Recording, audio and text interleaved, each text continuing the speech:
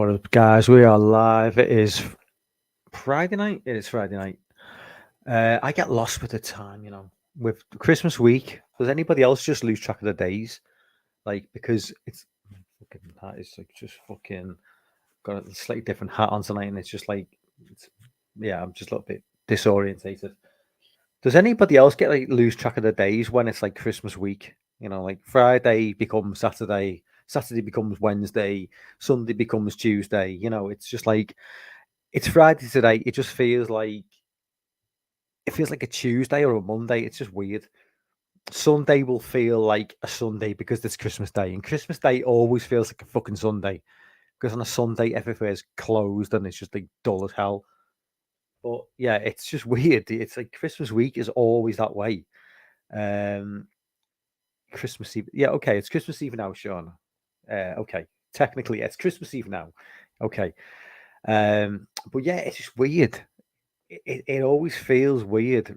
The Christmas week, nobody knows what fucking day it is because kids break up from school, so the normal working week has just gone to pot. Nobody knows what's going on. But yeah, I'm trying to hold it together. It's been stressful. I do work in retail, um, so this has been a very very stressful week for me. Gonna have a quick rant because I gotta say, the amount of stupid motherfuckers who don't seem to realize how expensive a whole turkey is.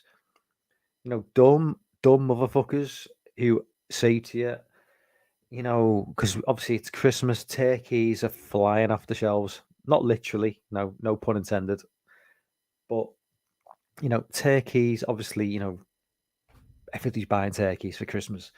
The amount of dumb motherfuckers who don't seem to realize that when a supermarket puts a price on a shelf for £9 or £8 or £4 or £5 for a turkey, they'd never check to see underneath it says per kilogram. So the amount of dumb motherfuckers who assume that a whole fucking turkey is like £8, £8 for American audiences. That's probably like 11. I'm not quite sure of the conversion rates, but like let's for argument's sake, let's say $12. So some dumb motherfucker thinks that an entire turkey is $12 or £8. I mean, the mind boggles. It's per kilogram because we can't advertise every single turkey's an individual price. So the label on the shelf has to advertise what the turkey costs per kilogram. It doesn't mean it costs that for every single turkey. A turkey does not cost £8. No turkey costs £8. That is insane. How fucking dumb are you? I mean, my God, yeah, turkeys are pricey. Yeah, I mean, I'm not sure what you're paying in the States, but a large turkey in the UK, a whole, not a crown, a whole turkey, you're probably talking like 30 quid. 30. I'm using English slang, so I'll rephrase that for American audiences. We're talking £30. So yeah, probably $35 in a Walmart makes sense. So what to give you an idea of what I'm saying, T. Um, yeah, imagine somebody walking into a Walmart and you're working there, and they assumed that that turkey was like $8. Like, come on. I mean, let's be real. I mean, how dumb are these fucking people? I mean, I'm prepared to give like young people who aren't used to buying like meat, you know, expensive meats. I'm prepared to give them like the benefit of the doubt. Maybe they're like 19, 20 years of age. They're not used to buying you know turkeys or lamb, whatever it is. But if you're like when I've got like 45, 50-year-old people asking me, you know, so this turkey is like £8. I'm like, you've been buying Christmas turkeys for the last 30 fucking years. When were they ever that cheap? They weren't that cheap in 1995, probably. So why would they be that cheap in 2022? A fucking pint of milk is 85 pence in the UK. A pint of milk. I mean, that's like, so you're talking like what, over $1 for a pint of milk. And these people think that they can get a fucking turkey for £8.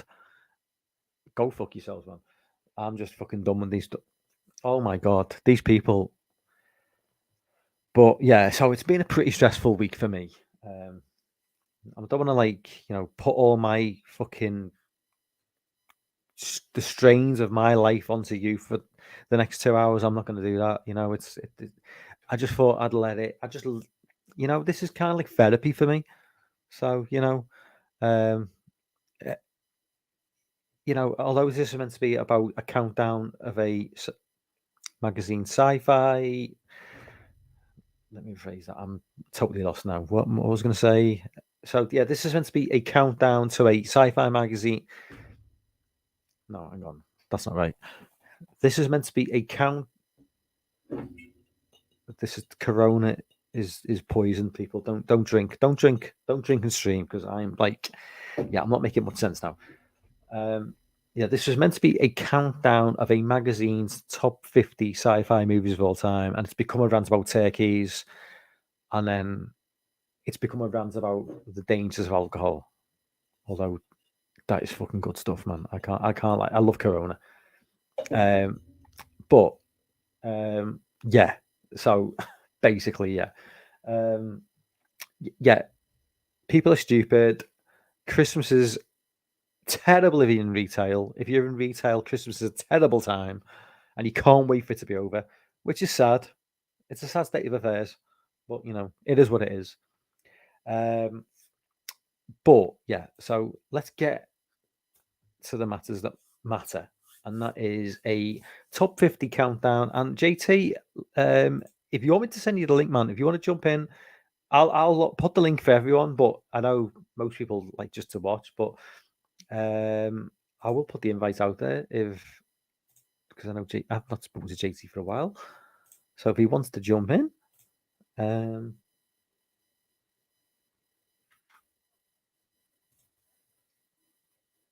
there's the link. So give it a couple of minutes, and we will start the countdown of Empire's top 50 sci-fi movies of all time. This is a brand new list. It only dropped this year, so it's fairly up to date. But again, like I've stated before, Empire is a very normie magazine with very normie ideas of what sci-fi is. So don't be expecting anything too out there in terms of recommendations. If Lorne jumps on at some point, he'll probably be disgusted with what they have to offer. But it is what it is. But yeah, I just thought I've done action, done horror, a couple of horror ones actually. So why not just jump into the sci-fi? There's been a lot of. I mean, I think we were talking about. I guess JT says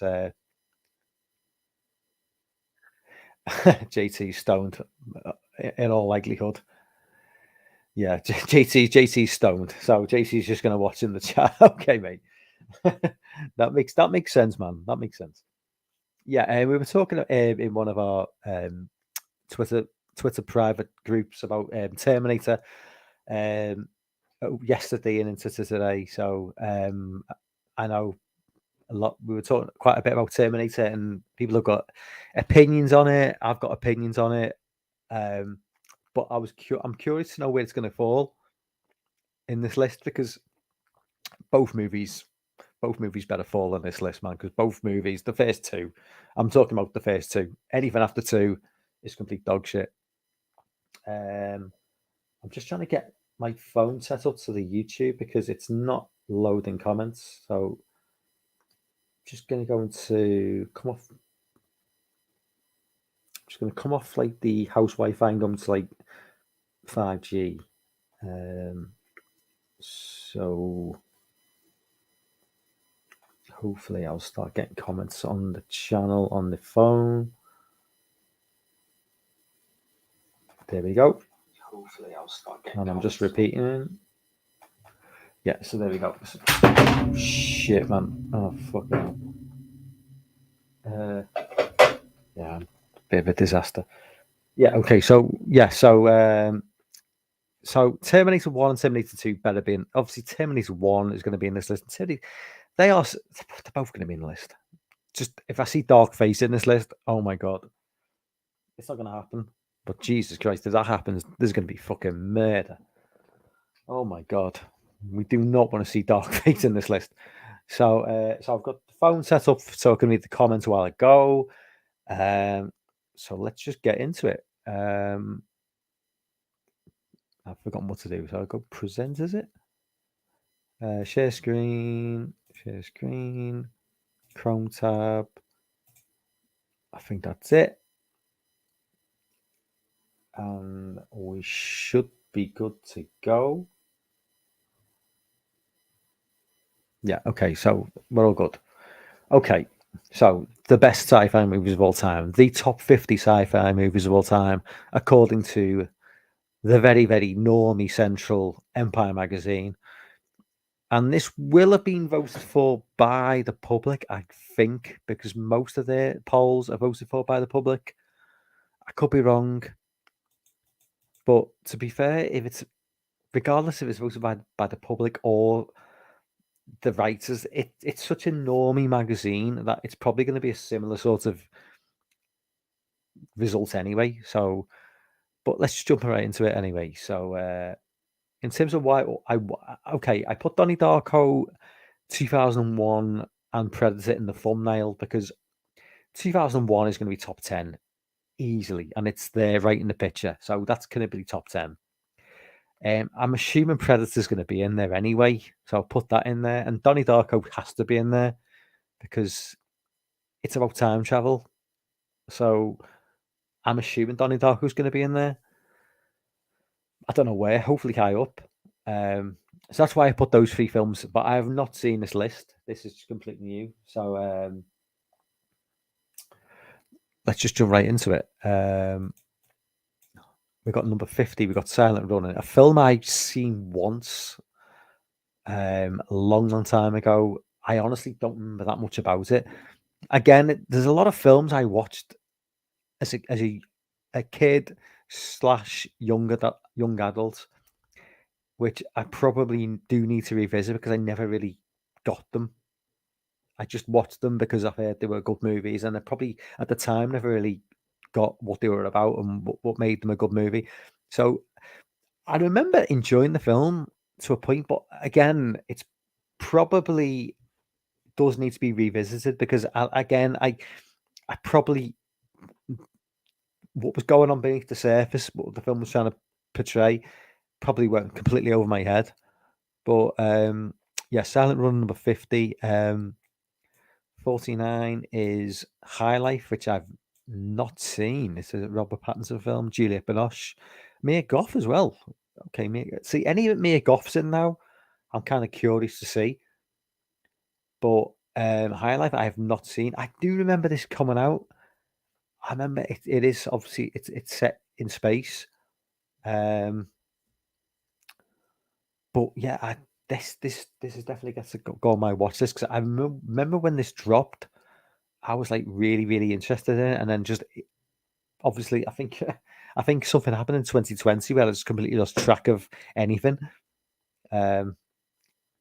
So yeah, this probably came out a really bad time.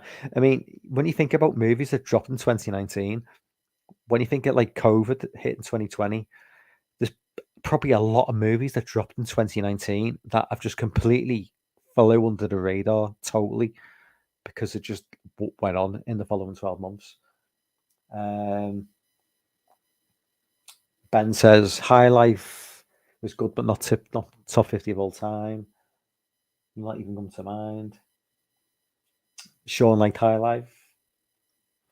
Let's go up to 48 now. We have got Snowpiercer. I mean,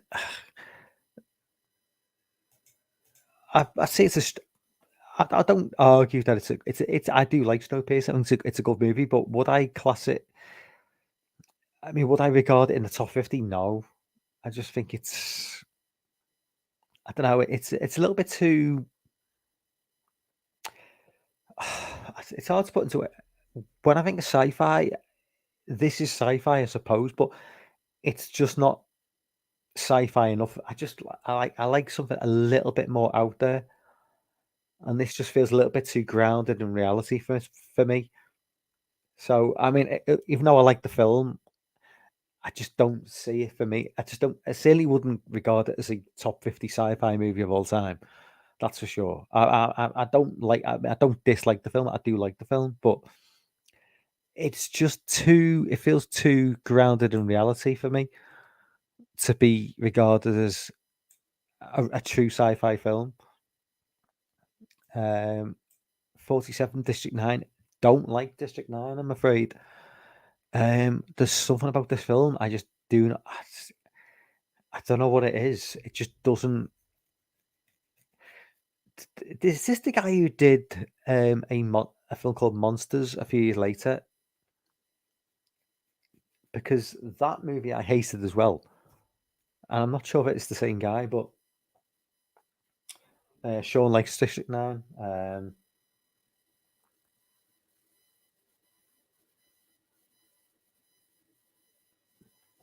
Yeah, Dan likes Snowpiercer as well, but he could put it as top 50. Sean likes um, came out the same year as Avatar. Yeah, it did. Yeah, I don't know what it is about this film. I don't know. It's horse. What's the word? Whatever. There's a term and expression for like for what people like, what people don't like. But for me, it's just not for me. Yeah, I don't know what it is about District 9. It just leaves me cold. It really does. 46 The Abyss. So this is a film that like a lot of people love the film, but I kind of feel that a lot of people love it because it's James Cameron and not because they love the film because it's The Abyss, if that makes sense. I kind of feel like I think The Abyss is overrated. Um, I like the film, but when I see the praise that it gets heaped on it in from some quarters, I kind of feel like it's coming from people who've like maybe been a bit brainwashed by the Cameron effect because it's James Cameron. It's just like it's got to be this amazing film. Like I say, I like the film. I think it's a very good film, but and it probably deserves to be the position it's in this list. But what I'm saying is about the Abyss as a film in terms of like on the next level. I kind of feel like that it doesn't quite reach those levels. Um, like I say, I do think there is an element to it where it's like people kind of take into the to effect. People get starstruck by James Cameron's name on the director's. You know, I don't know. It's just for me. It's just it's a very strong film, but it's not an all-time classic. And I'm not saying this list is saying that, but and there's a lot of people who just like adore The Abyss, and I just think there's like to me, it's a solid movie, but compared to like the compared to Terminator One, Terminator Two, even compared to, I mean, I think Titanic is a better film. To be fair, than The Abyss. I'd rather watch Titanic than The Abyss. I mean, I'd rather watch The Abyss than maybe Piranha 2, but and I'd certainly rather watch The Abyss than Avatar because Avatar's like dog shit. Um, Number 45, Children of Men. Yeah, so I watched this when it came out. This is probably more relevant now than what it was then, to be fair.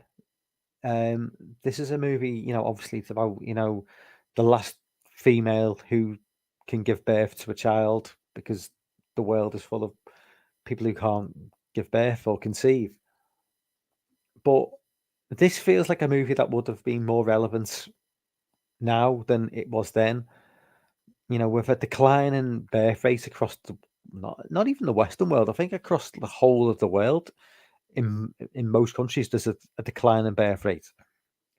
So, but I mean, and that's something that like was never really even considered a thing back in 2006. But I mean, it's certainly a thing now.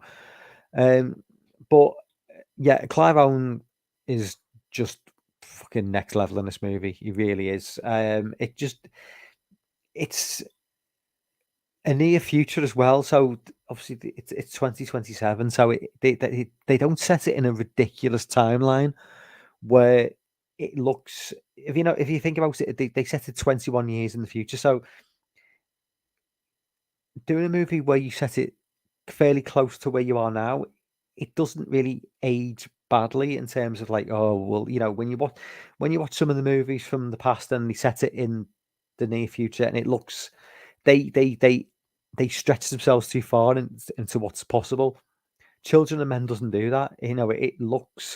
It's gritty and grimy, and even though it's 2027, which is still our future, it feels gritty and grimy, a bit like the way the world could be now.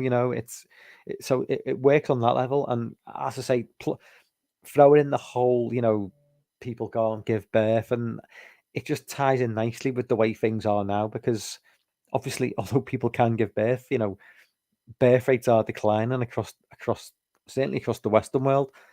So it is like a kind of a timely movie for our current time. Um, and yeah, like I say, Clive Owen's just this is the movie I think that maybe put Clive Owen very briefly on the map regarding Hollywood. I know he'd been a big star, and I mean, people in the UK have known Clive Owen for a good 10 years before this, but this is kind of like the movie I think that like made him a star in on the other side of the pond briefly. Because I know he did that Jennifer Aniston movie, which it's round about the same time as this, which name totally escapes me. But Clive Owen's just a really, really good actor, a solid actor, and in another time, in a parallel universe, he would have been James Bond as well. Because I just think he would have been perfect as it. But um, it is what it is. 44, we got Donnie Darko, which I think should be top 10. I think Donnie Darko is it's one of my favorite films. I've seen this film, you know, 20 times. Adore it. The soundtrack, just the casting, just the pace, everything, cinematography, everything about this film is just for me. It's just near enough perfect. Um, and to see the film this low is for me is just like frankly ridiculous. I mean, this for me, if we're talking about sci-fi movies, this should be top 10, maybe even top 5 for me. So to see it as 44, yeah, I'm not happy with that one, but it is what it is. Just go back to the chat. We've got Jess in the chat. What's up, Jess? Um, yeah, Clive Owen, definitely an underrated actor. Sean saw Avatar 2 the other day. I hope you took a sleeping bag because it's long enough. Um, I'll come back to the chat. I'll do another like few films and I'll come back to the chat. 43, we have got Eternal Sunshine of the Spotless Mind. Yeah, I loved this film when it came out. I really, really enjoy it. But it's one of those movies that I never ever return to. Whatever it is about this film, I don't know what it is. I think it's because it is sci-fi, but because you've got like it's basically like a love story as well, and throwing in that element into it, which is, I mean, I love it as well. I love the whole love story element of the film, but because of that, it's probably one of the reasons that I never like return to it.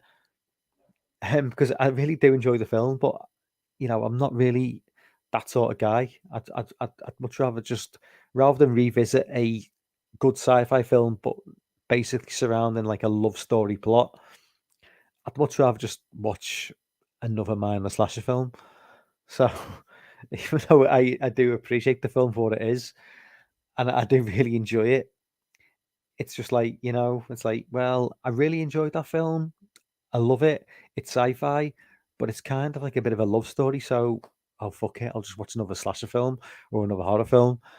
So that's probably one of the reasons why I've never returned to it.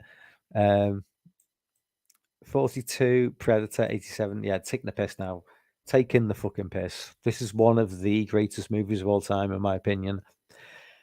Love this film.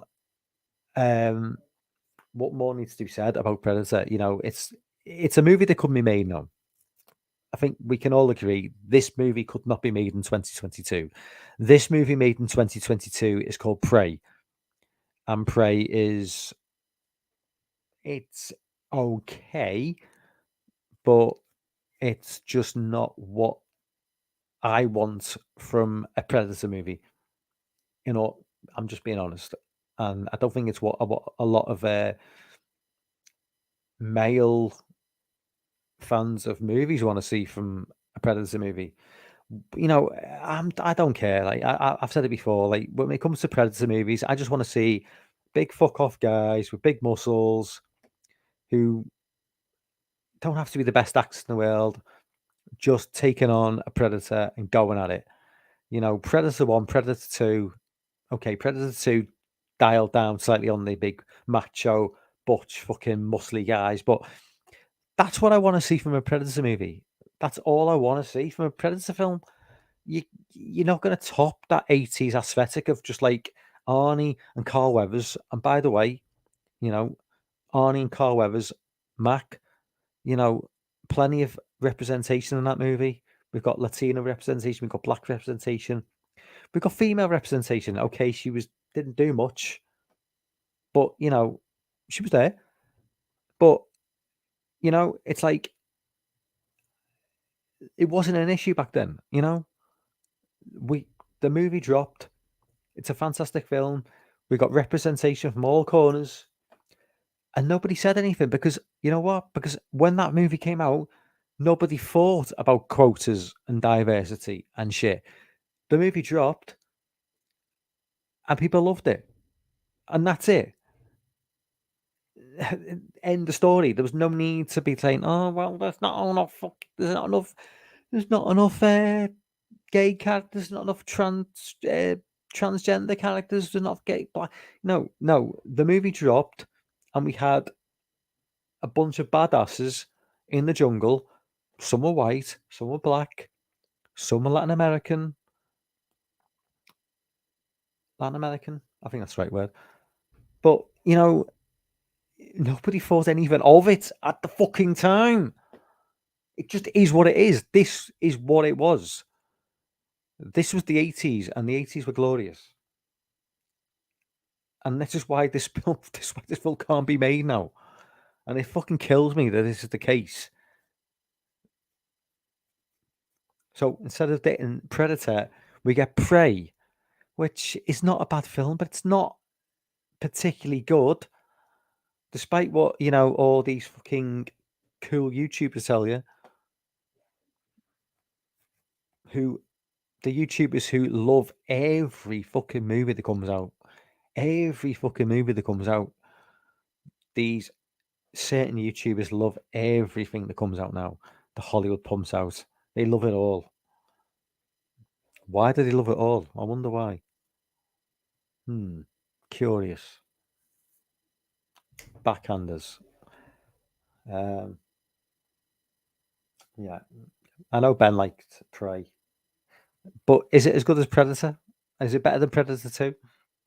Because that's the thing. Like, when Prey came out, they were telling us it was the best Predator film since Predator.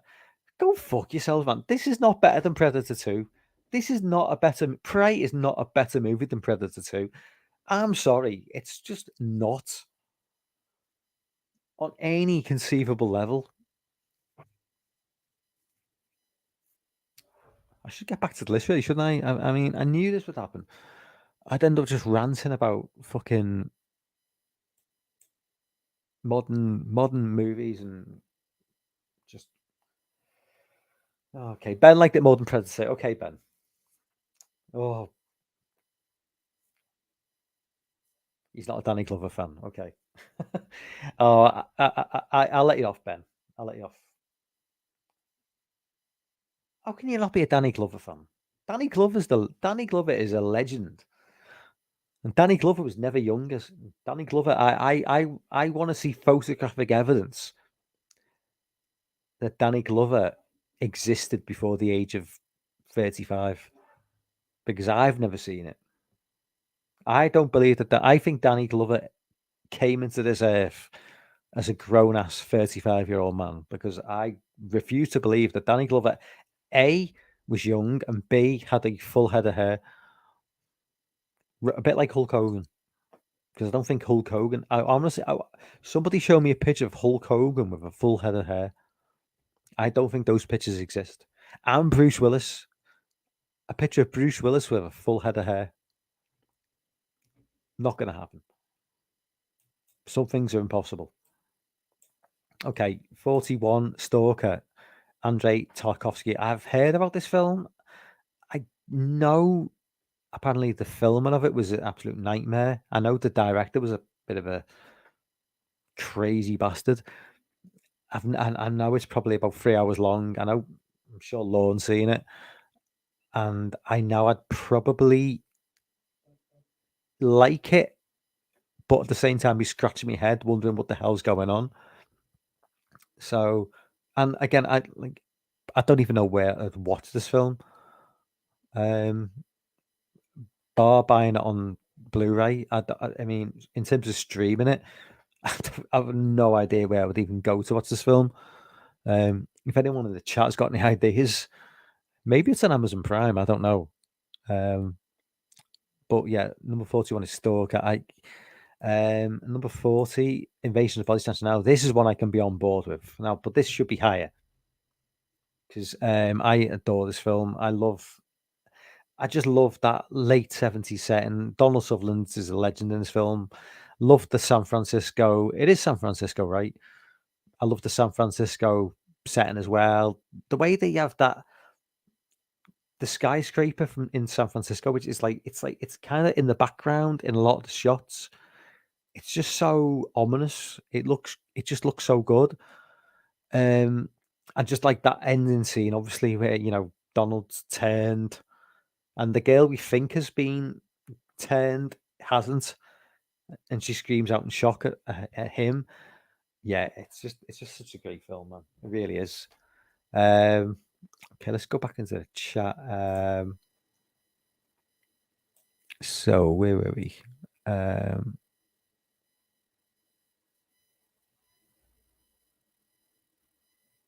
Okay. Sean says Donnie Darko was always okay for me. Each to their own, Sean. But you're wrong, in my opinion.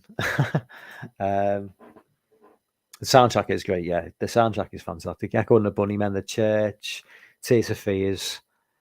Ben says Avatar 2 is almost 3 hours 40 with trailers. Jesus Christ, man. I can't be doing with that. That's just ridiculous. Sean loves Eternal Sunshine. Big T says, has anyone seen the new movie on Netflix, The Green Onion? Oh, that's the new Knives Out. Yeah, Dan likes Eternal Sunshine. JT says, good thing I didn't like Avatar at all. I wasn't a big fan of Avatar. Hair is enough. Yeah, hair will definitely be on this. I'm just wondering whether Deus Ex Machina will be on there. No, Deus Ex Machina. I'm thinking of the video game Ex Machina. I'm putting Deus in front of it.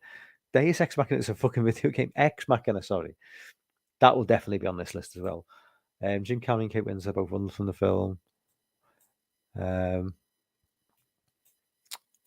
JT says a Scanner Darkly should be on here. It might be. I don't think it will be, to be fair. Yeah, this one gone with South Immense. Have you seen it yet? Sean says, what am I to say? Got you pushing too many pencils.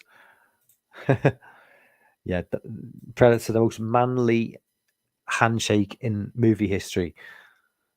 You wouldn't get that in 2022. Um,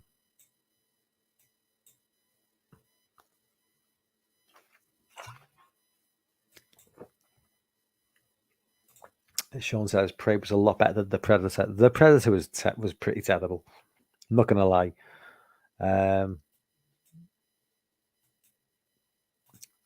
Jess says I never saw The Predator Prey. After Predator was done. I've not seen Predators. I've seen every film bar that one.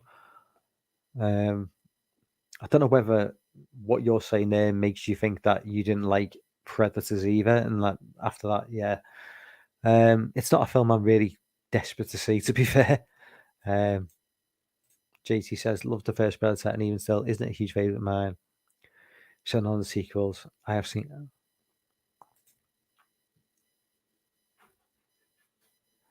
Ben says I just watched Santa with muscles with Hogan. He has a full head of hair there. Look weird as hell. Jesus Christ, that must be old. He's got a full head of hair. Yeah, Sean's glad to see the inclusion of Stalker. Dan says Stalker is a classic. Curse films and show that has the insane story behind the filming, which leads to several deaths. There's a really good YouTube video about Stalker on the name of the channel escapes me, but they did a really good piece on it. Sean says the invasion movie is so good. Yeah, X-Max is a great film. Jess says I actually like Alien vs Predator, but I really dislike. Which is the one which is really dark? Is that like literally like you can't see what's going on? Is that the first film? Or is that the second film? I've seen the first Aliens vs Predator, but I've not seen Requiem. I think the first one was enough for me. I think I just checked out. Okay, so let's go back into the list.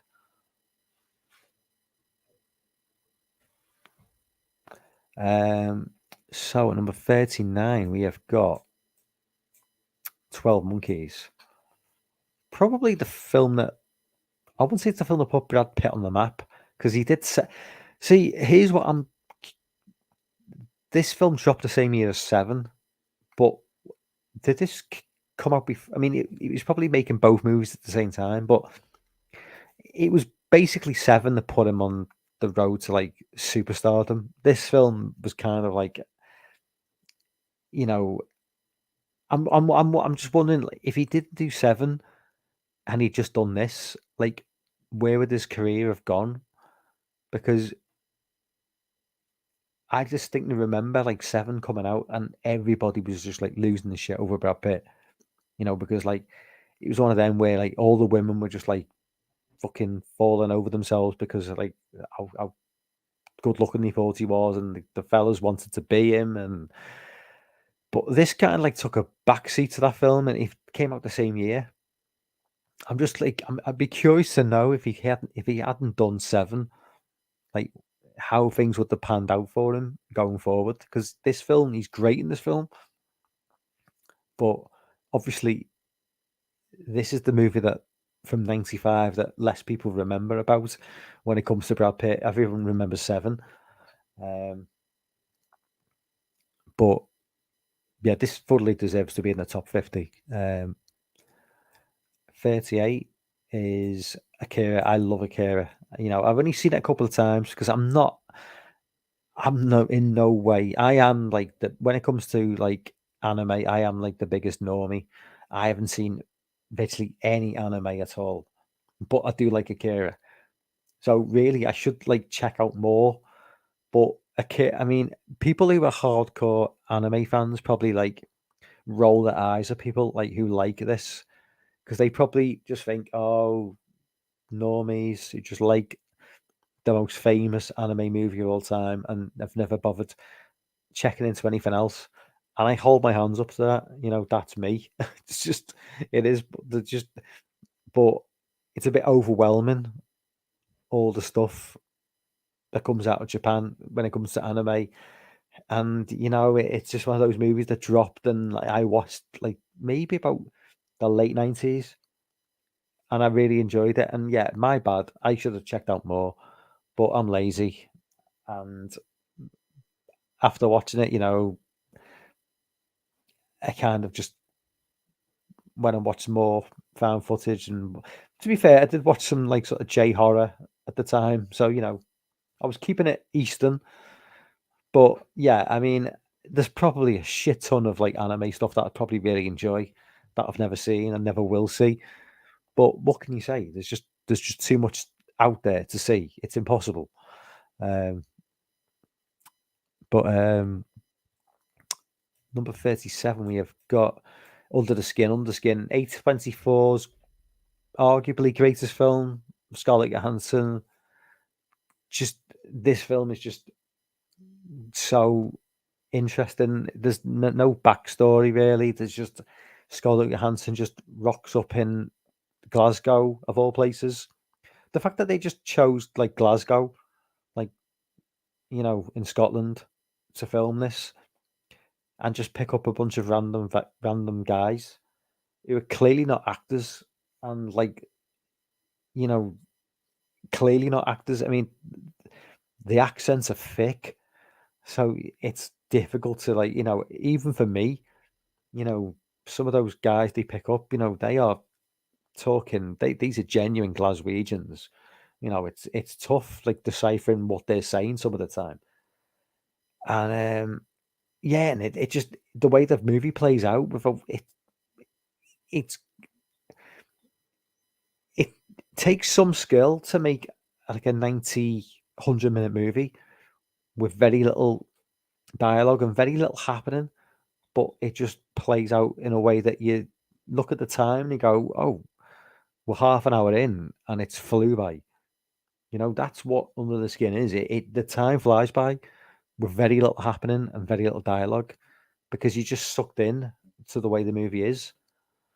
I've not really had that from many films. Men is a movie that from this year, which had that effect on me, where scenes could play out over 20 30 minutes with not much happening, and it just goes by like that.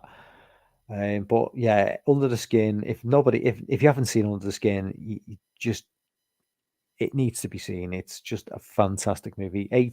One of A24's best. Um, 36 Sunshine, Adore Sunshine. Love this film. Soundtrack is just next level. Absolutely adore the soundtrack on this movie. Casting spot on. Cillian Murphy is just ideal. Chris Evans before he became like a big deal as well. So it's nice to see Chris Evans be. He's mm, he's quite understated as Captain America, but in this one he plays it down a little bit. He's not too because this is just after coming out of the Fantastic Four movies as well, where he's kind of like in your face, kind of the wisecracking, good looking sort of like what he's always played, and in this movie he does dial it down a bit. And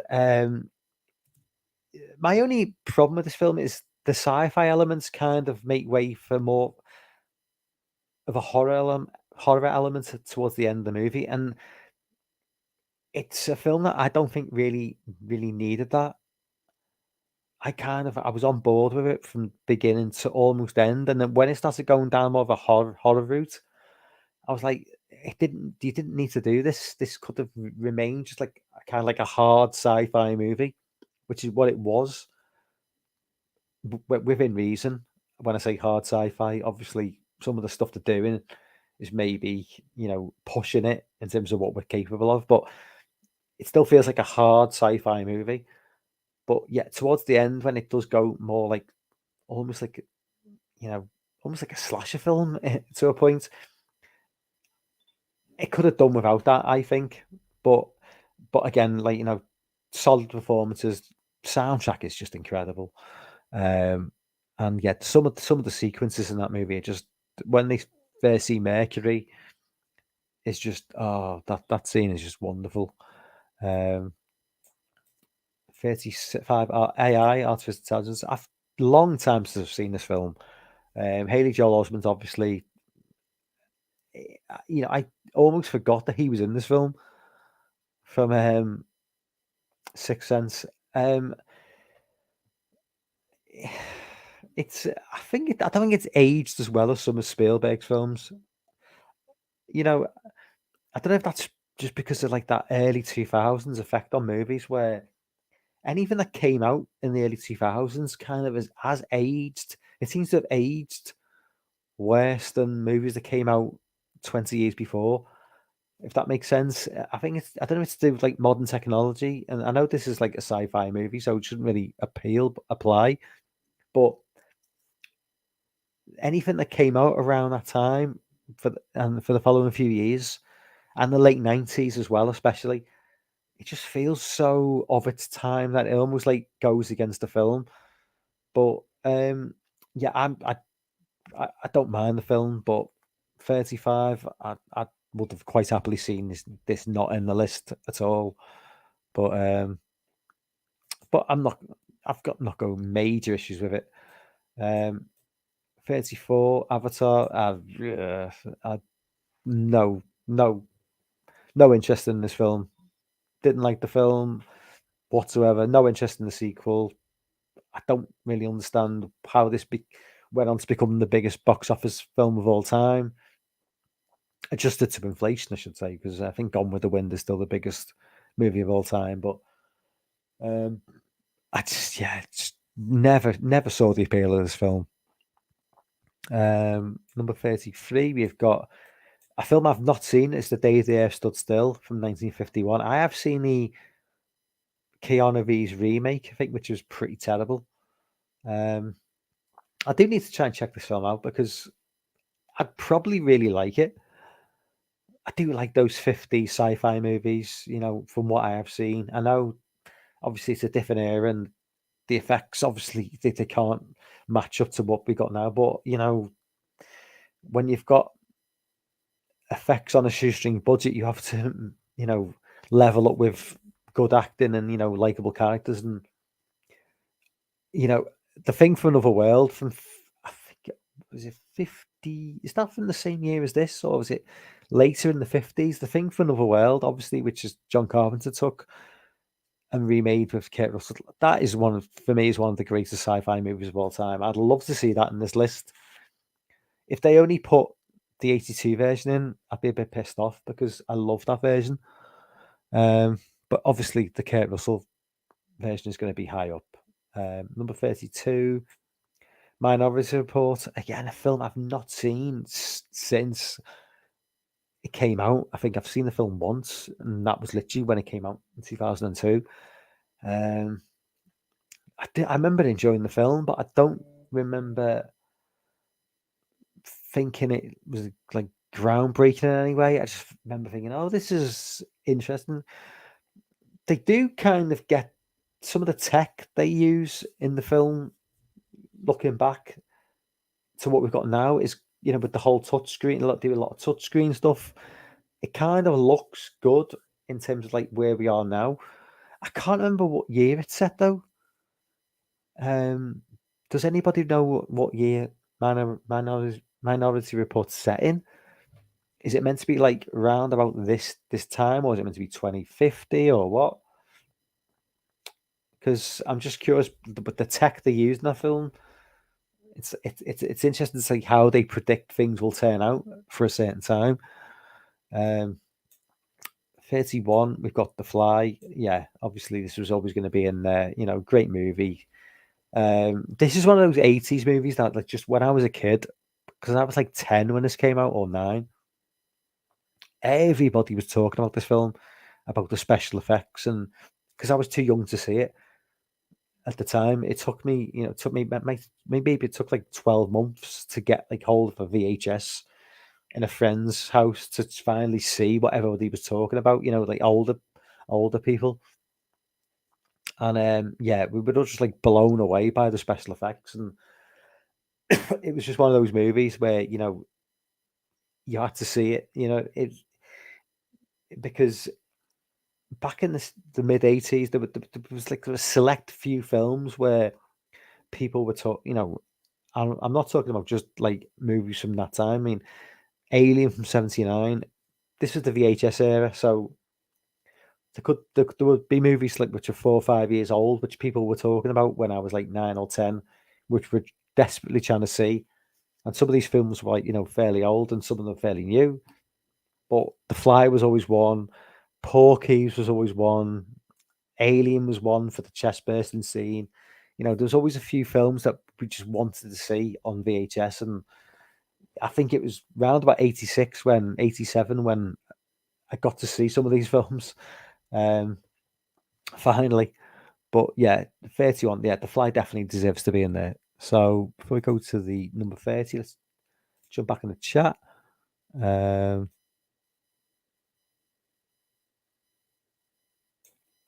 Okay. Dan says Santa with Muscles is a must-see garbage movie. Santa with Muscles sounds very interesting. Predators is Robert Rodriguez. I'm a fan of that one also. Second film is dark. So it's the second one which is dark, because I've seen the first one, but I've not seen Requiem. I knew one of them was dark. Jess says, I thought Predators was going to be awesome because of Rodriguez, but ended up boring me. Sean says, love 12 Monkeys. I've seen this in Unbreakable as Bruce Willis' best performance. Excuse me. Ben says, I heard the 12 Monkey show. They had made the show of 12 Monkeys? I had no idea about that. I didn't know they had a 12 Monkey show. They'll make a show of anything now. Like, I would never have seen 12 Monkeys. I thought that was going to be a TV show. I keep seeing the series on there and pull the trigger. Sean says the curve should be higher.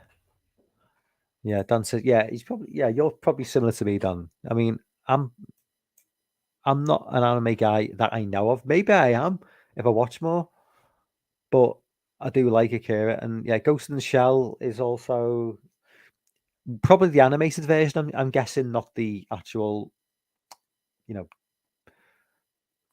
movie with Scarlett Johansson, because that wasn't a great movie, to be fair. Wasn't Cameron trying to do a live action Akira for a while? Maybe, but he spent the last 20 years of his life doing Avatar. So James Cameron is like in his 70s now. So James Cameron isn't going to do anything else apart from Avatar, unfortunately. And it's really sad that he's wasted, not saying wasted, but when I think of what James Cameron's done, some, like, created some of the greatest movies of all time, in my opinion. And he's just going to spend the last 20 years of his life just doing an Avatar franchise. It's just like, oh, man, it's sad. Yeah, Dan. I hope it does. Dan. It's all goes with my shit. There was a new anime that everyone's losing their mind over. I think it's called Chainsaw Man. Anybody seen that one? I'd like to see an anime of the Texas Chainsaw Massacre. That'd be good. Dan says, "Oh yes, see the day there stood still." I will have to try and check that out. Definitely. I say I do love those 50 sci-fi movies. Don't judge it by the remake. And Keanu Reeves' wonderful acting. Okay, let's get back in the list anyway. So we are at number 29, I think. Oh, sorry, number 30, you got Wally. I don't like Wally. For me, I don't know what it is about this film. I just never really took to it. And at this 2008, I was kind of like heavily into like the Pixar movies, because like my boy was like 5 at the time, and we're kind of like getting into like all the Pixar movies, like Cars and this and Toy Story. Well, we watching the Toy Story movies and that. And yeah, we went. I think we went to cinema to see this, or we bought it on DVD. I just couldn't get on board with it at all. I don't know what it is, why I don't like it. I just don't. I don't know. I don't even know why I don't like it. I just don't. But yeah, it is what it is. So yeah, number 30, Wally. 29, Star Trek 2 Wrath of Khan. Not a Star Trek fan. Never seen the film. Never seen anything from Star Trek. Never seen the show. Never seen any film. Call me out for that. I just do not like Star Trek. I've never liked Star Trek. I suppose you could say, how do you not even like it if you've never seen it?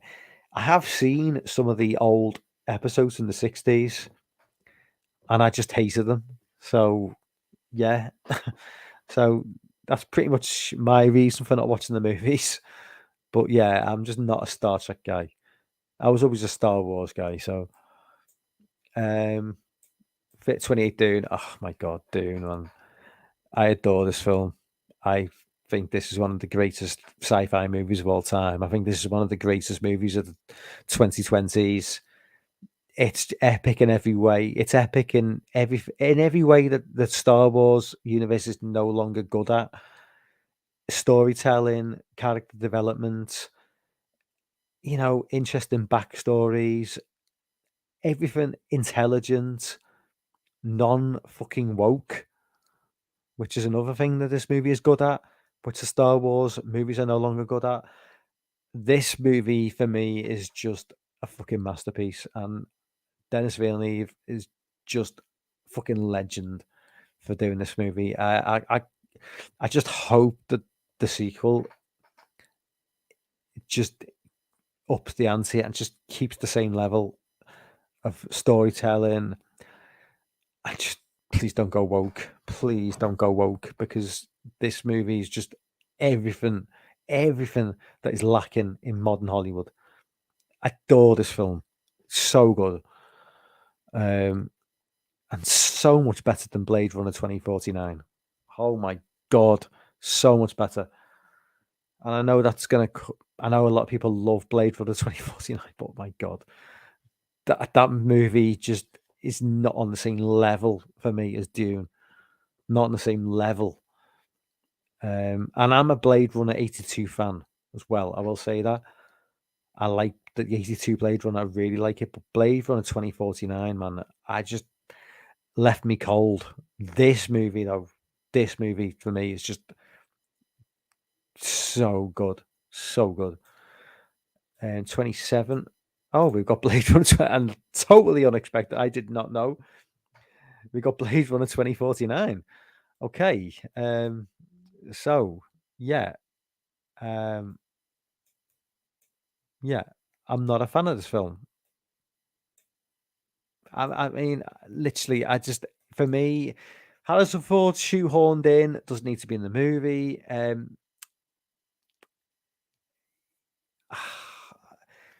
I don't know.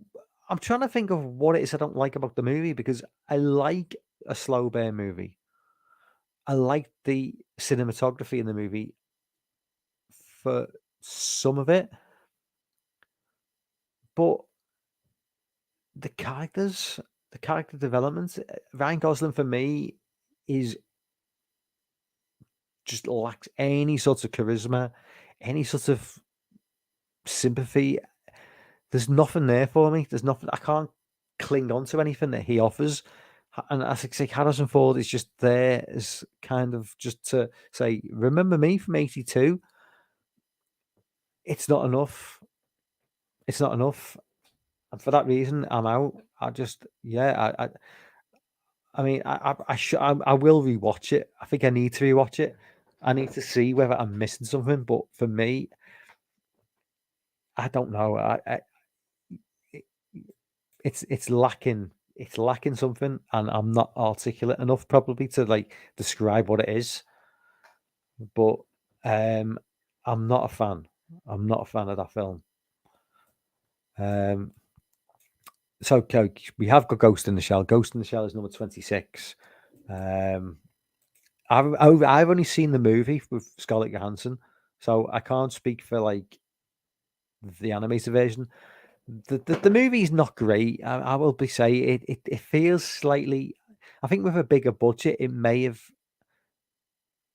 come. It may have done slightly. It felt cheap.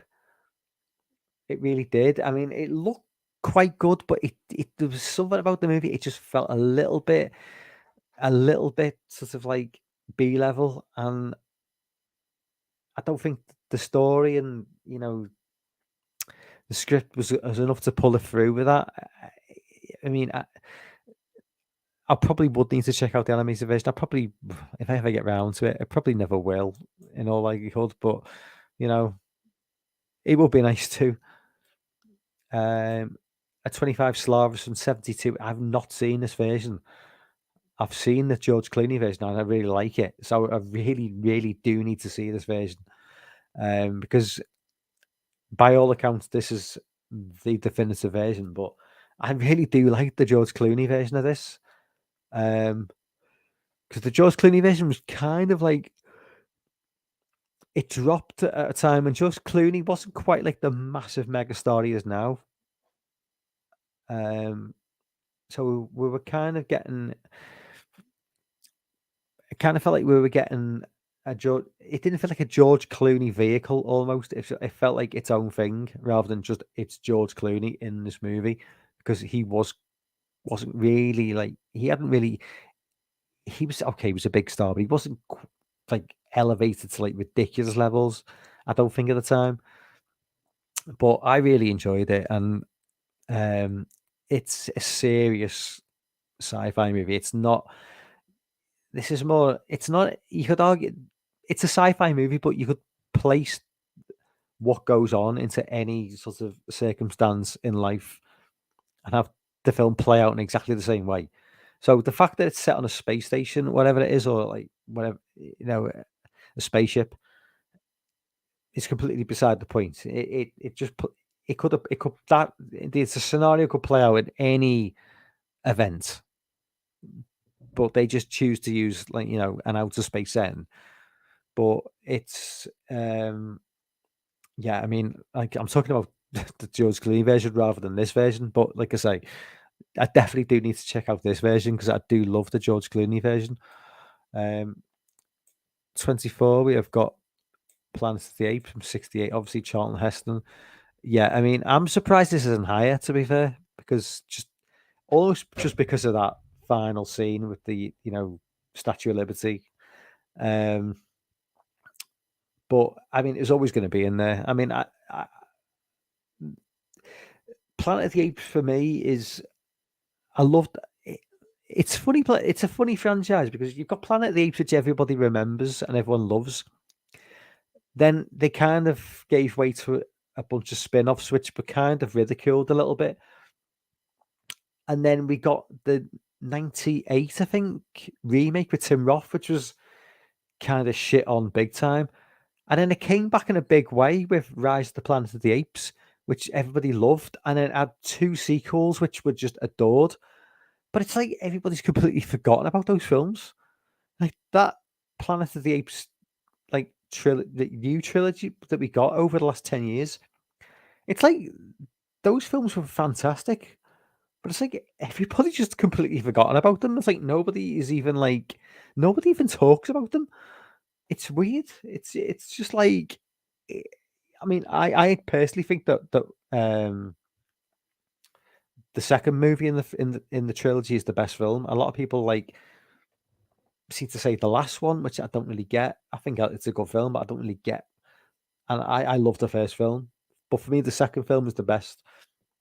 But each film is a really, really solid entry, and like I say, it got rave reviews on release, but yeah, like nobody really talks about it now, and it wasn't that long ago. But 23, we got Guardians of the Galaxy. It's high for me. I like it a lot. I do like this in the MCU. I think this is one of my favorite MCU movies, but ahead of Planet of the Apes, really. I'm not sure. That's a stretch. I mean, at least with this being a 23, we're not going to get the sequel anywhere because that definitely doesn't belong to be in this list. But yeah, I mean, I will say, yeah, I would put it in. It's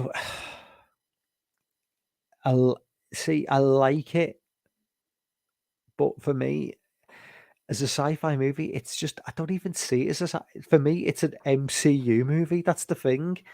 I don't see it as a sci-fi movie. For me, the MCU is always its own thing. So I can't really see it as an actual sci-fi movie, even though it's set in space and it's got laser guns and shit. But it is what it is. It's definitely not 23 though. That's for fucking sure. 22, we have got Jurassic Park. Yeah, I mean, yeah, I mean, if this is 22, I'm surprised because if you, this should be higher for me. Like, I love Jurassic Park, and now I'm not saying it's see, it's tough because we're talking about like the 50 greatest. I think that the very description is the 50. Oh no, it's the best sci-fi movie. So I'll give them a pass. It's the best and not the greatest because best and greatest kind of mean two different things in a way. Greatest kind of celebrates something that is more, a little bit more than just the best of, which I think where Jurassic Park comes in. See, Jurassic Park might not be the best. It might not even be the 22nd best sci-fi movie of all time. But in terms of greatest, um, it kind of is much more than that when it comes to like a top 50 movie. Because if you think back to the early 90s to be, for people my age, Jurassic Park is just was everywhere. It was literally franchised to death. There was lunch boxes, there was hoodies, there was like, rucksacks, there was just penciled cases, everything you could imagine had Jurassic Park logo thrown onto it. The movie was just enormous throughout the summer of '93. It was an event movie, and in a way, it was one of the greatest sci-fi movies of all time for that reason. Now, yeah, okay, so this website is describing some of the best sci-fi movies. So my bad, because if it had been greatest, I would have put this higher. But if you are just talking like best, then 22 seems perfectly acceptable. But like I say, if we were going to be talking greatest to mean something a bit more than best, then I think Jurassic Park would be higher because, you know, movies, if you separate them from just what they are and take into account the bigger picture, you know, sometimes it's more than just a film, but sometimes it's the whole build up, it's the whole, what you feel, when you as a kid watching the trailers, the excitement and all that, and even if it doesn't like play out exactly as you hoped it would, sometimes when a movie's as big as what that was, sometimes it doesn't even matter. But I'm rambling. I'm rambling. So I'll get back to the list. Number 21, we have got Interstellar. Yeah, this is like I thought this would be higher. To be fair, I think this is gonna. I think Arrival is going to be higher than this because Arrival's definitely going to be in the top 20, and I think Arrival is not as good as because I kind of put Arrival and Interstellar on. Kind of feel like they're on a similar level in terms like just in terms like what a similar watch, like a double header going together. I think I kind of put them together, but I think Interstellar's a better movie. But I think Arrival will be higher than this. Most if it's Arrival will certainly be in the top 20, but I much prefer Interstellar. I think Interstellar is a far more enjoyable film. But 21, yeah, I thought this would be top 15, maybe top 10. So I'm surprised by that. Let's jump back in the chat before we go into the top 20.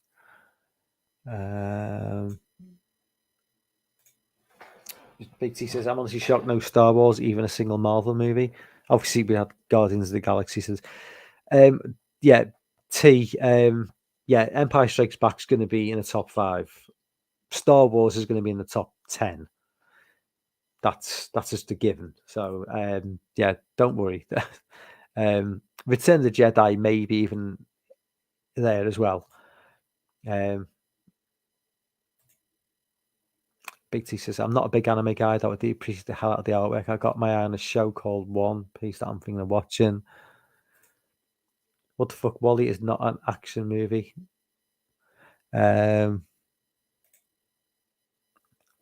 JC says same. Never like Star Trek or barely seeing any of it. It's just not for me. Ben says Dune is great, half a movie.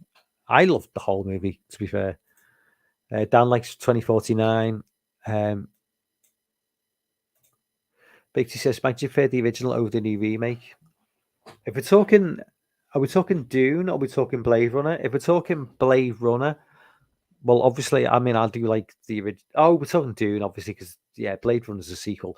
I've not seen the original of Dune from '84. I've heard that it's.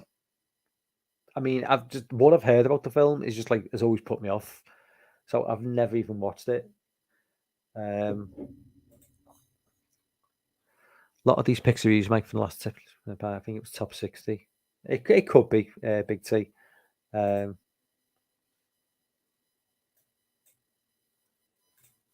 Big T says there's a new Planet Days movie coming out within the next years. Why are they doing another? What are they going to do with it now? Is it going to be a sequel to Planet of the Apes from, like, I don't know. Dan, yeah, that would actually make sense, I suppose. Dan says the last Planet of the Apes trilogy was a pleasant surprise. Definitely was a pleasant surprise. That should have been at least top 10. JC says Jurassic Park should be much higher. What's up, Jamie? Jamie says hello.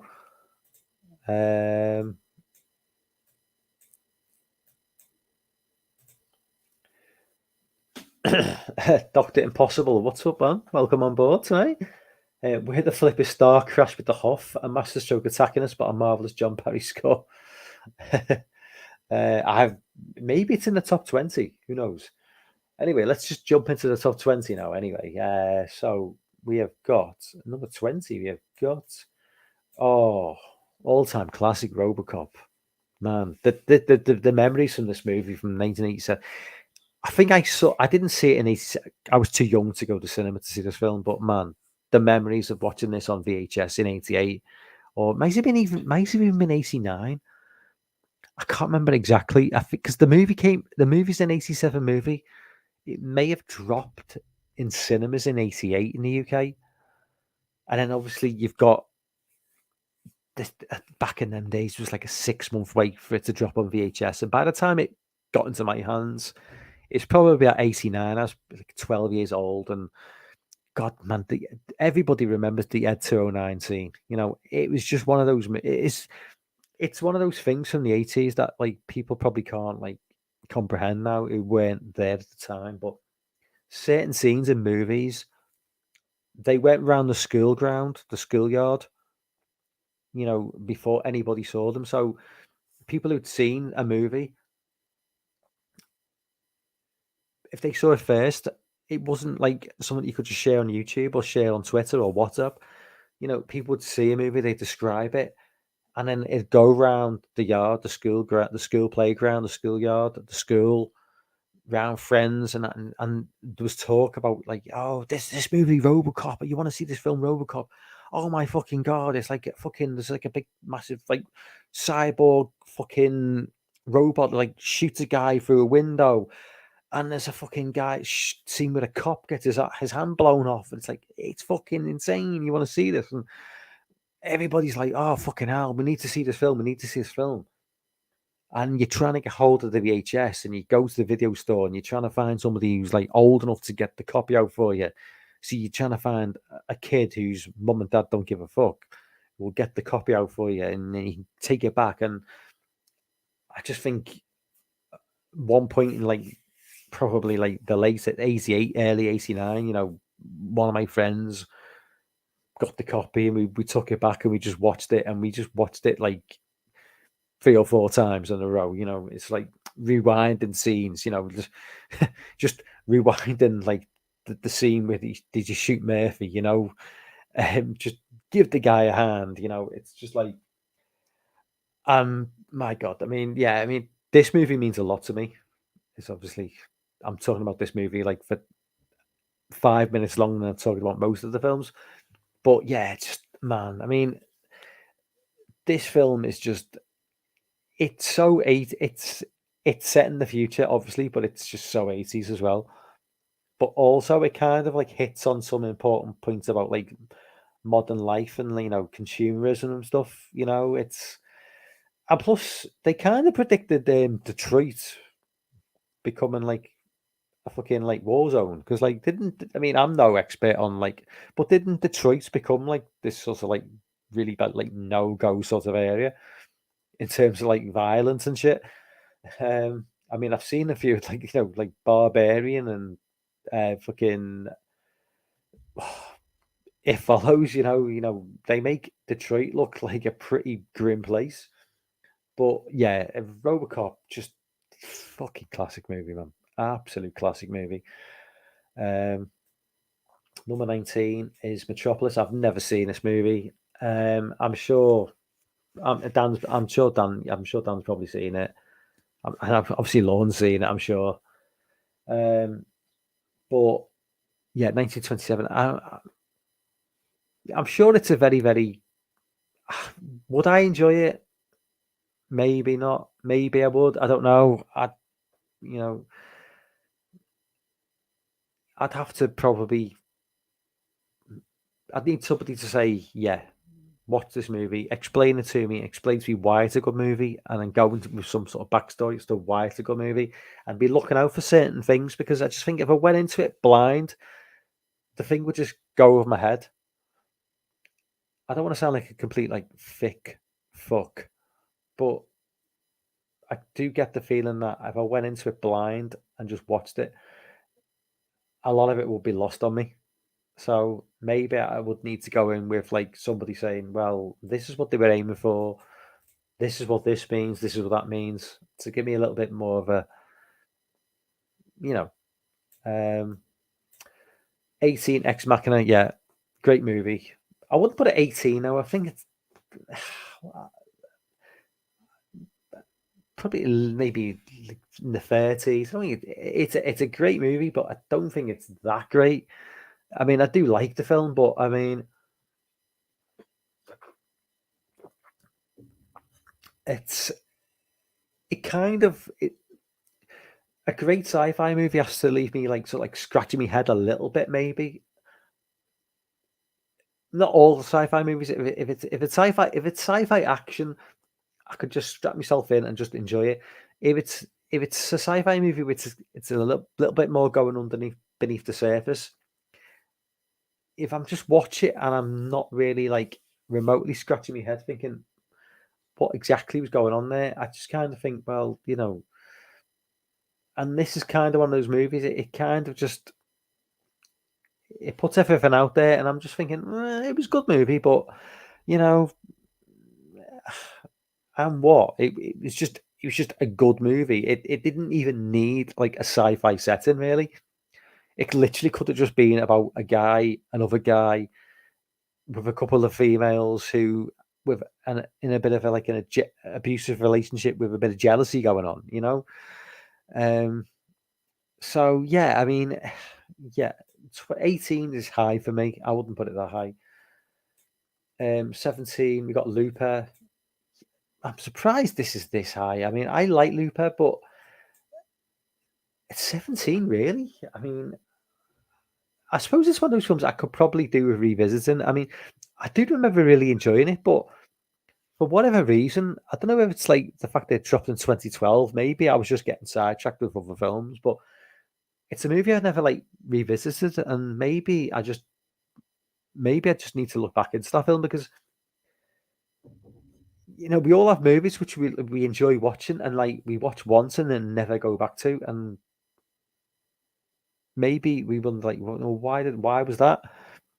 Whereas there's movies I've seen which like I didn't love in particular, but maybe it was just too just much of a good straight good movie without anything particularly amazing about it. Like where it's just it was good, and I'm never gonna go back to it because it was just a good movie.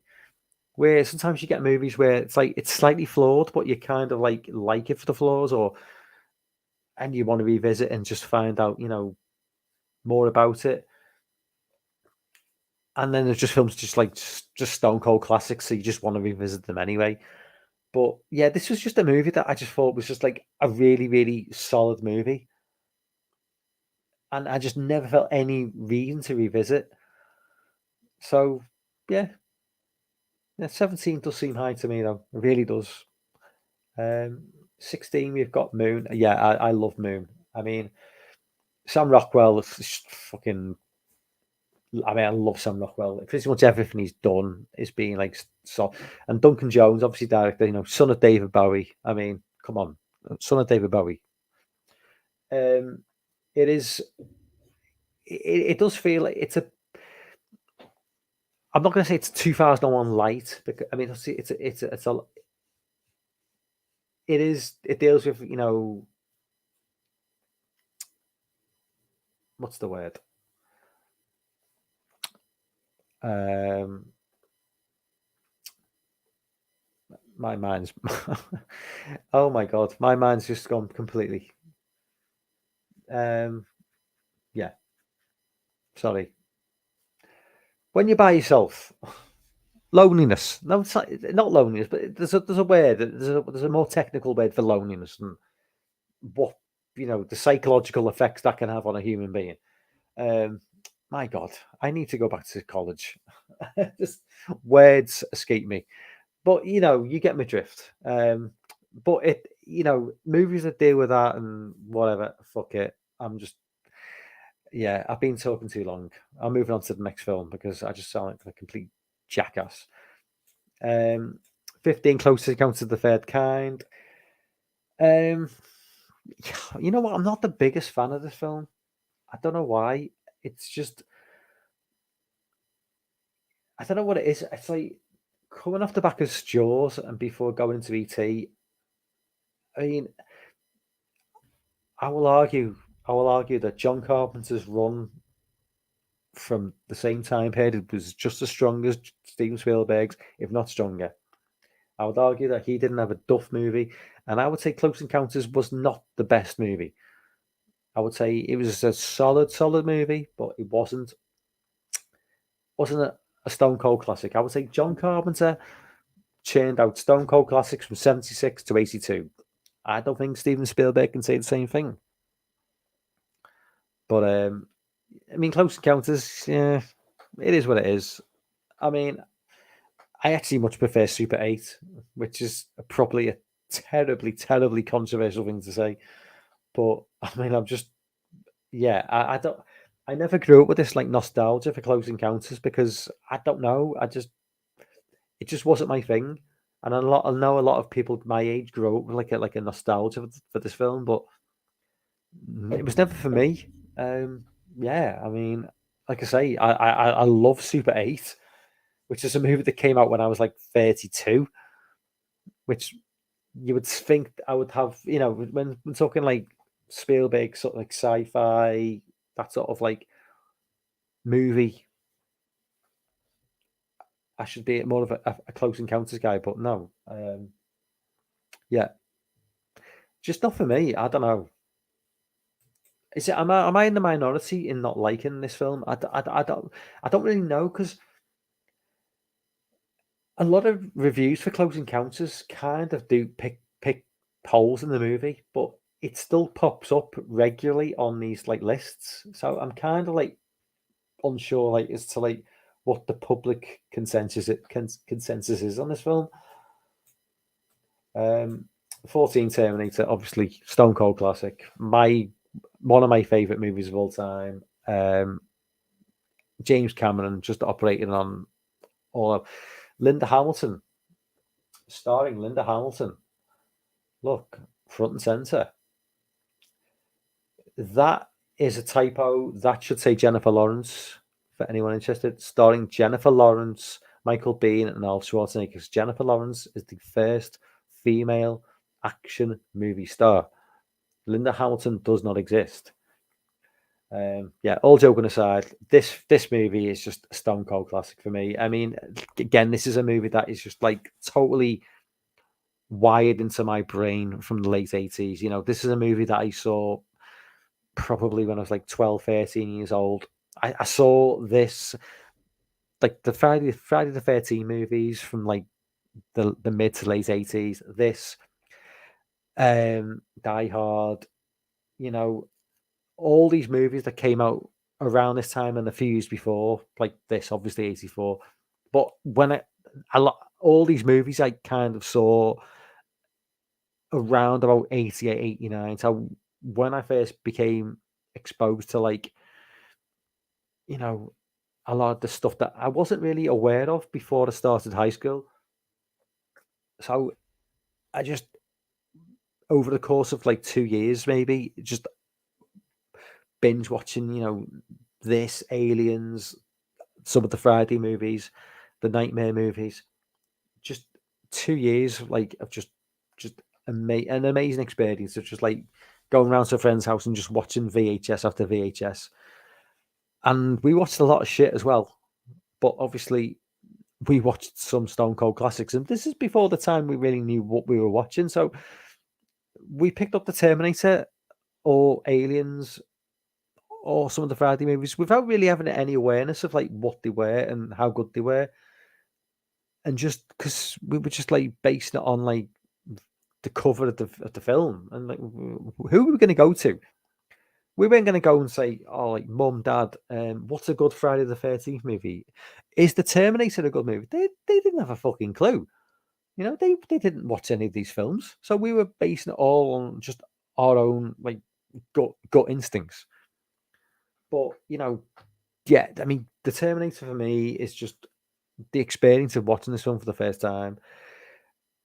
Only beaten really by watching Terminator 2 on the cinema in '91, which is probably one of the greatest experiences of like my my greatest movie going experience of all time is watching Terminator 2 on the big screen twice. I watched it and then I immediately went and watched it the following week because yeah, I mean, Terminator 2 is my favorite movie of all time. Hold my hand up to that. I don't care. Call me out on that if you will. This is a close fourth or fifth. This for me should be in the top five. But yeah, I adore everything about this film. Everything about this film. 13 Arrival, overrated in my opinion. I like the film. Great soundtrack. Should it be 13? No. Interstellar's better because I put them kind of on a similar level. Um, yeah, I mean, yeah, overrated. Is it better than the Terminator? No. Um, 12 Inception. I've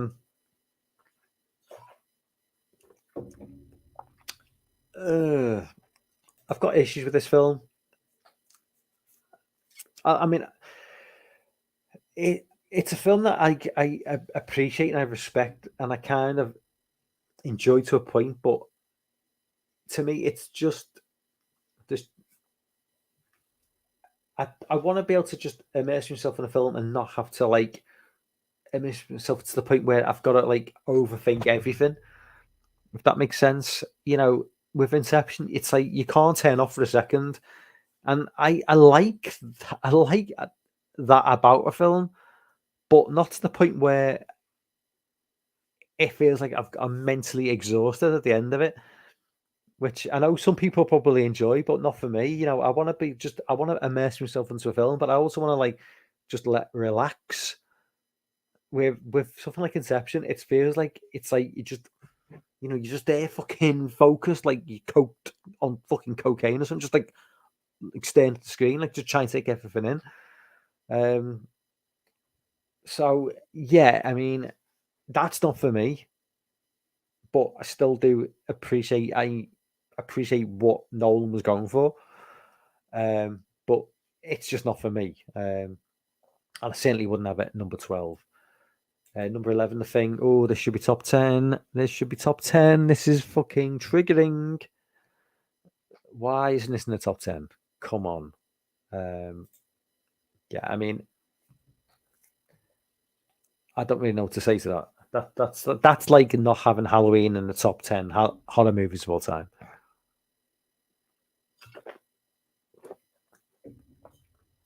Yeah, I mean, I can't. It's 11, so it's high, but yeah. Not happy with that one. Let's go back into the chat. Big T says, my apologies, June. Jamie says, the OG Dune is flawed, but I still enjoy it. Dr. Impossible says, it was a world of possibilities back then. No sodding internet, no bloody smartphones, just word of mouth and VHS batteries. Absolutely, man. Absolutely. Metropolis was given for the list. You should definitely give it a watch. We wouldn't have so many things that went for Metropolis. I'll have to watch it, but like, where do I even like? I don't really want to fork out on a Blu-ray if I can watch it. I mean, is anybody streaming Metropolis? It's one of those movies like you'd think, it's not the sort of thing that's going to be on Netflix. So where would I even watch it? Because if I did watch it and I loved it, like I'd always check out, buying the Blu-ray, but I don't really want to fork out, £15 on a Blu-ray for me I've never seen. Dan says Star Crash is part of our Secret Sons of Patreon show this year. I watched Violent Night tonight with David Harbour. Is it David Harbour? Is that his name from Stranger Things? It was okay. I thoughts on Violent Night in the chat if you've seen it. I kind of felt it's a bit of a funny one, Violent Night, because there's sort of like the violence, not say ultra violence, but mass people getting shot in the head and getting murdered, and then coupled with like the sort of like silly, goofy Home Alone style pranks played by the little girl on some of them. It's like the film seemed to like lack a sense of identity. It's like it didn't know what it wanted to be, because it kind of felt like it wanted to go full on hardcore sort of like violence, but then had to dial it back in for like a younger audience. It was a bit of a strange one for me. It was enjoyable, but yeah, I just feel like it's if you're gonna do that sort of movie, just go full on with the violence and the gore, or just bring it right back to a Home Alone style setting. It's just like it didn't know what it wanted to be as a movie. So yeah, I mean, I was kind of like a bit lost with Violent Night a little bit. It was okay. Dr. Impossible says the first Men in the Moon from 1919 was a revelation to behold. Metropolis wouldn't have existed without this film. True, that one is looked on these lists. James says Richard Vase making mashed potato mountains and making Terry Card insane. Dan says I almost knocked Drake's over Chiller one year. He's a little guy. He'd be easy to knock over. Dr. Impossible, I have to take a UFO check on that for me. Spielberg's strongest period was the 70s. He was cynical and unrestrained in his directorial vision. Still love the Sugarland Express.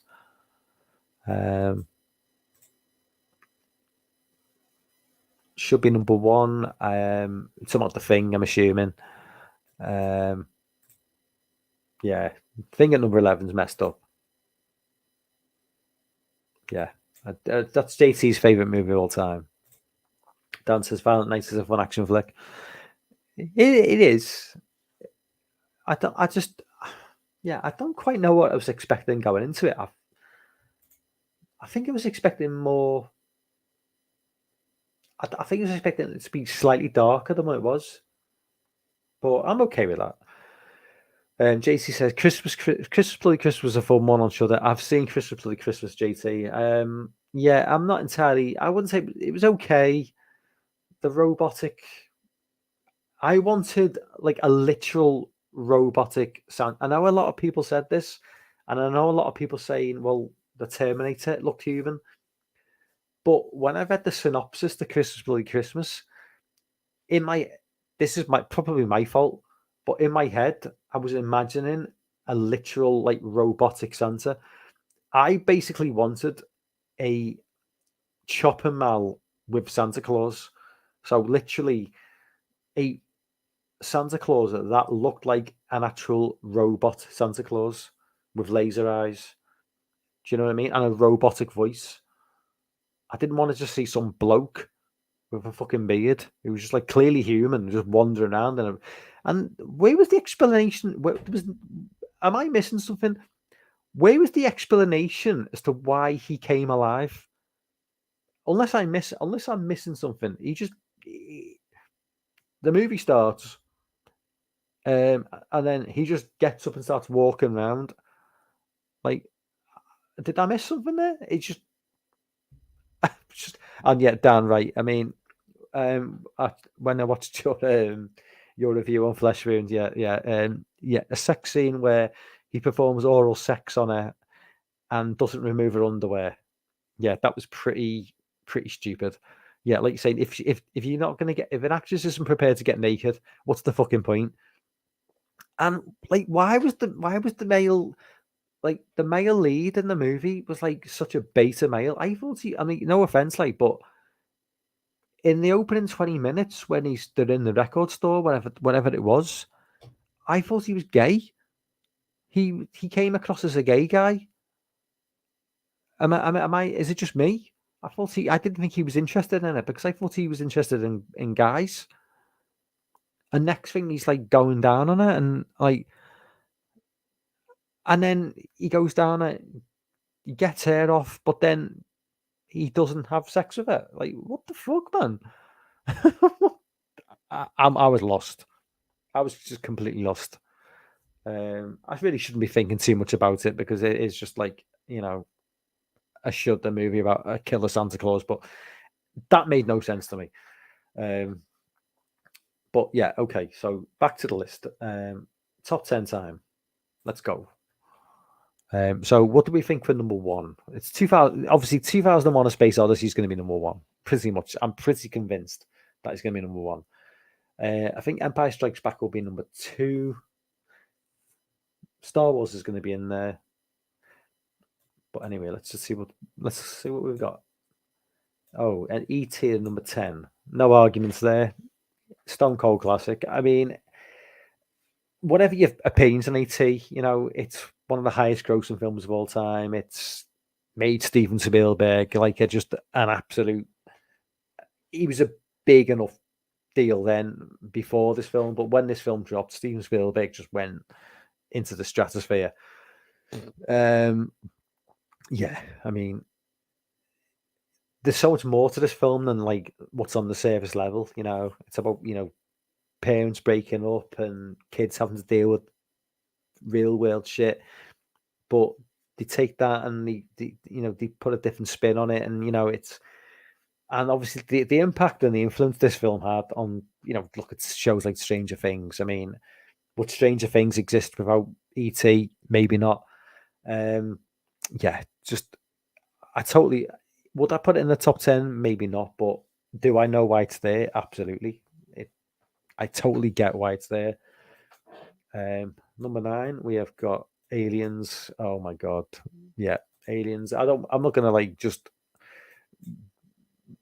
gush over this film the way I did about Terminator. I feel exactly the same way about this movie the way I do about the Terminator. This Alien, Terminator 2, Terminator. I mean, this is as good as sci-fi gets. This is the great thing about this film is, and the sad thing about modern movies as well is that if this was a modern movie, this would probably be an hour longer, and they would drag out everything to the point where it becomes a bit like stale and boring.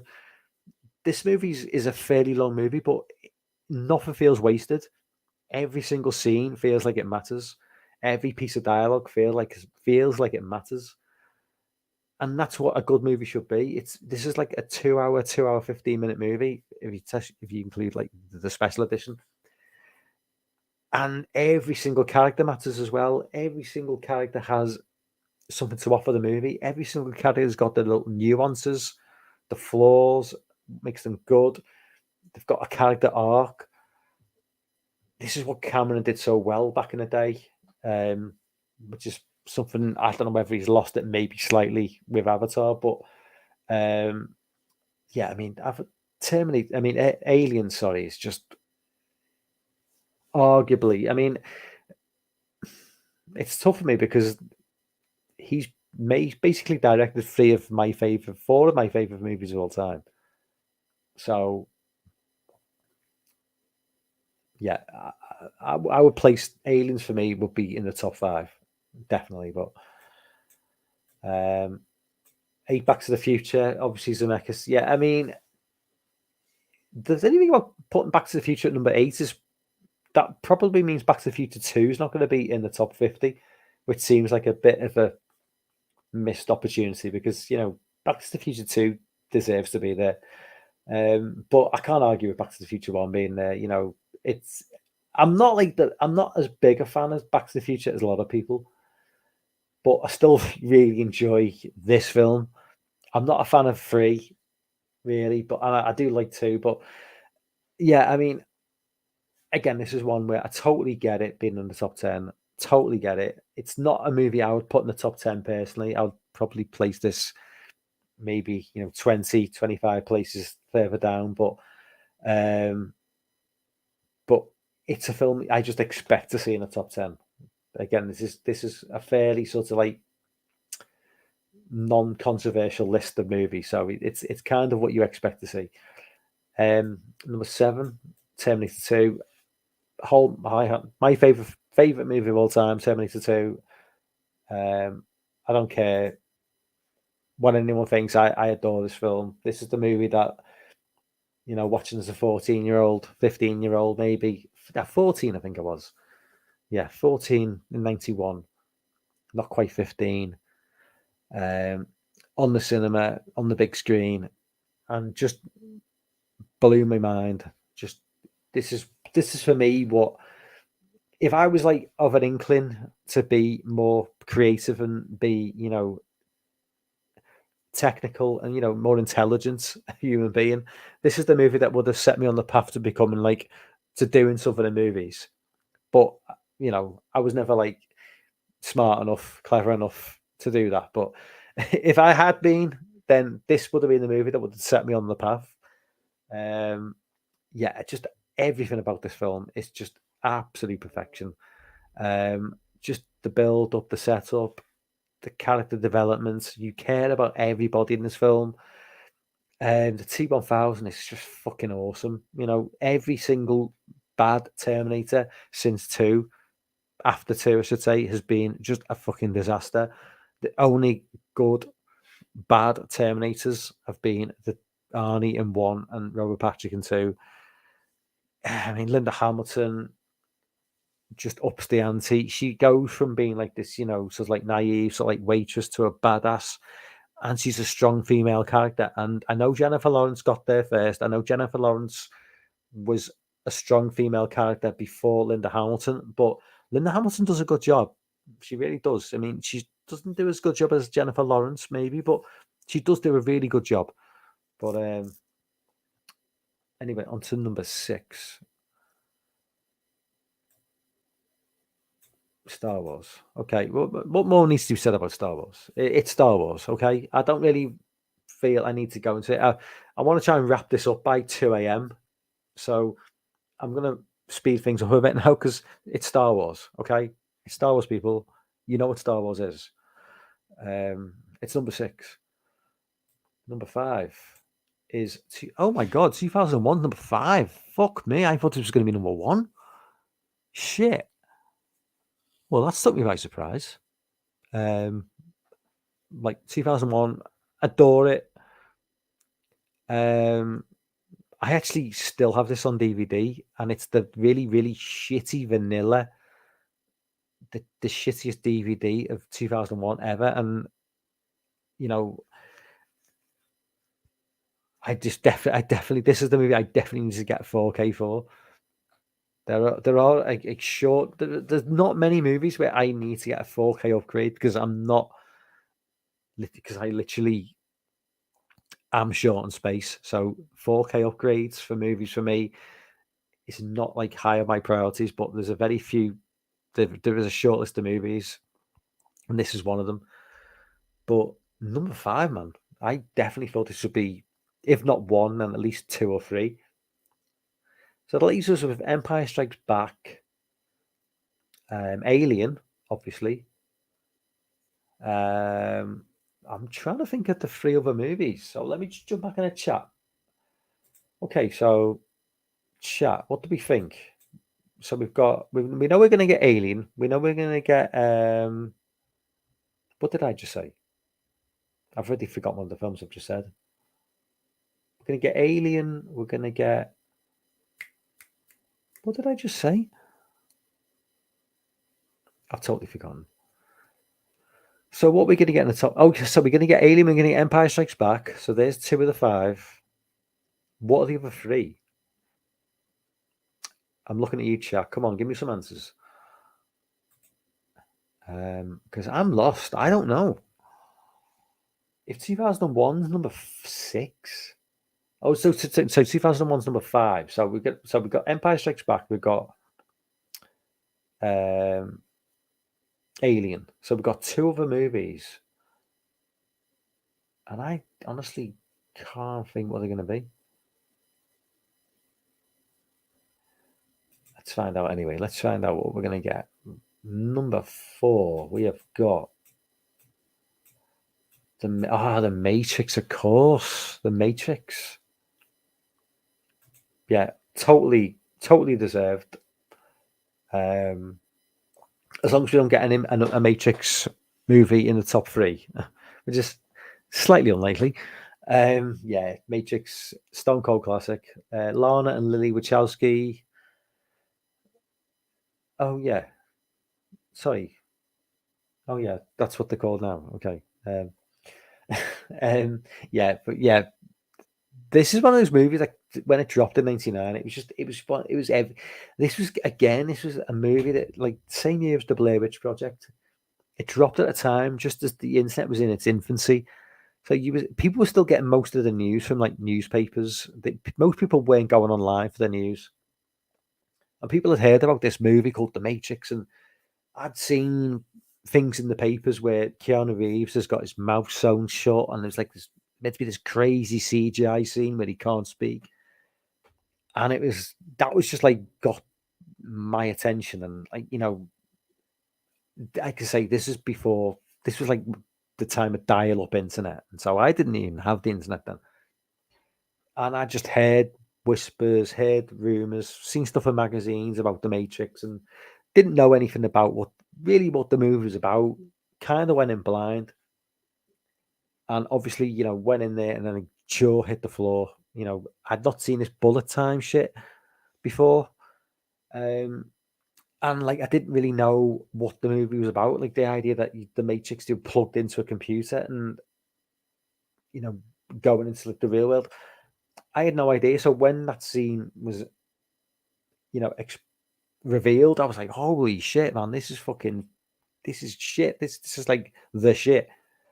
Um, but yeah, I mean, the sequels are horrible. Obviously, the Resurrections movie was just horrible as well. But yeah, if there ever been a case of just one and done, this should have been it. Because this is as good as sci-fi gets in a movie. But yeah, I mean, it is what it is. It made however hundreds of millions of dollars. So a sequel was always going to be on the cards. But yeah, it's sad what it became. But we've always got the original movie. Number 3, it's Empire Strikes Back. So we've got Alien in the top 2. Like I say, it's Empire Strikes Back. I'm not going to go into any details. It's Empire Strikes Back. We all know what it is. So Alien is number 2 or number 1. I have no idea what the other movie is. I'm going to about to find out. Alien is number 2. Okay. So rather than like, let's jump into the chat, see if anybody's ideas about what number 1 is.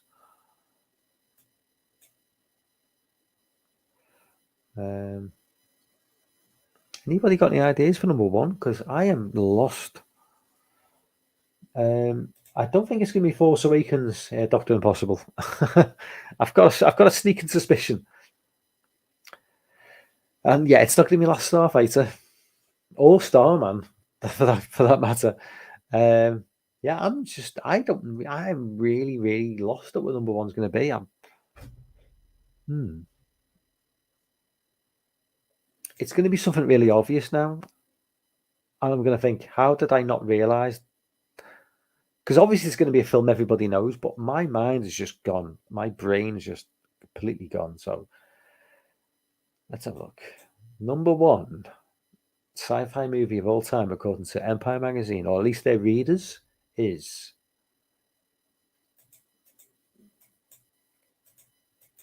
it's of course Blade Runner. Fucking hell, man, Blade Runner. How did I forget? Don't get me wrong, it deserves to be top 10, but I would not put it number one. I mean, yeah. I mean, it's just this again. It almost feels like it's as good as this movie is, and I do love this film. It almost feels like it's a movie that it's like a safe bet. Well, we'll put Blade Runner number one because it's not too mainstream. It's got that cool appeal to it, which some films don't have. So it kind of sits nicely at number one. Whereas we've put something like Terminator 2 at number one, that's a little bit too mainstream. Whereas Blade Runner's a little bit more left field, but it's not too left field. So it kind of yeah, that's kind of how I feel about that. But yeah, I mean, there we go. Yeah, JC says Halloween. Yeah, Halloween ends. Well, that could have been well, an option for greatest sci-fi movie of all time, maybe. But I don't know. I mean, yeah. I mean, I would not personally put um, Blade Runner number one. That's just my opinion. But I mean, each to their own. But is the camera on me properly? But anyway, guys. I mean, thank you for being on board for tonight for this journey through the 50 greatest sci-fi movies of all time. Obviously, some choices not something I agree with. Some choices I do agree with. Um, some bizarre choices. Some choices made a lot of sense. Um, but for everyone who jumped on, thank you very much. Yeah, again, it's like sorry for being a bit vague now. It's like 2 a.m. and I'm just like I've been up for like 20 hours. So I really do need to sleep. For everybody who jumped on board tonight, I thank you very much. Um, I will list everybody in the chat, but yeah, that'll take me too long. Everybody, you know who you are. But for everybody who's jumping on board, thank you very much. I will be back next week before Christmas and New Year for a sort of like best of 2022 countdown, best movies, best horror movies of 2022.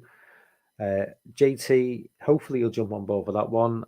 Hopefully Alexi will jump on for that one as well. Um, that'll probably be sometime middle of next week, hopefully. But for now, anyway, thank you very much for jumping on. I appreciate it. Please please like the video because for everyone in the chat, not enough people like the videos. So if you're in the chat now, please like it. And anybody going forward who watches, please like. It seems to help with the algorithms in some way. But anyway, I will see you next week. Good night.